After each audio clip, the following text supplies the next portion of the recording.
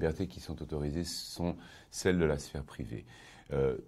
La sphère officielle, les conseils des ministres, les confrontations avec les grands personnages comme soit Pétain, soit Churchill, ça c'est très documenté, c'est très décrit dans les mémoires de guerre. Là, on a moins de marge il y a des photographies, il y a des.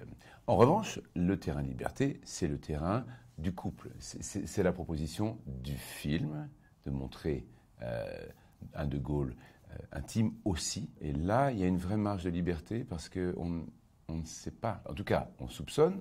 Il s'écrivait des lettres d'amour quotidiennes pratiquement, et donc on sait qu'il s'aimait beaucoup. Mais le détail de ça, nous l'avons inventé. J'avais des pistes, mais qui étaient plus des pistes intérieures.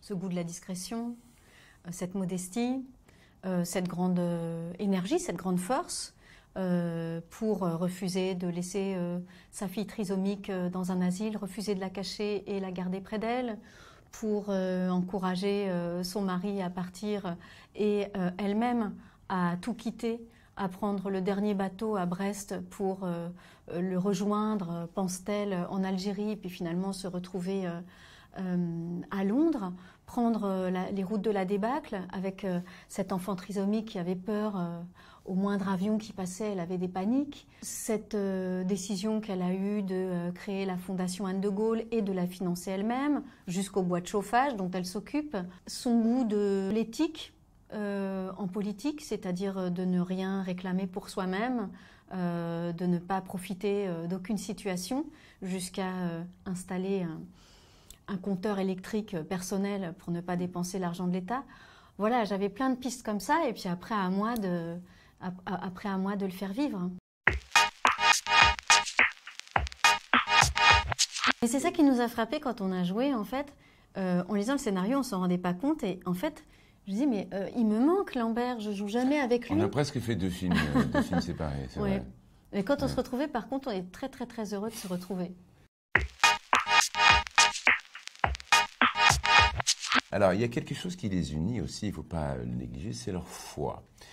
Ils viennent d'un milieu socioculturel très croyant. Ils ont cette sensation que, d'une certaine façon, soit ils sont protégés, mais en tout cas qu'il y a quelque chose de plus fort qu'eux qui les attire ou qui les guide ou en quoi ils croient. Ça veut dire que peut-être ça les rend un peu téméraires, justement. Ça les rend particulièrement courageux. Je crois qu'il y a quelque chose de l'ordre vraiment d'une force spirituelle.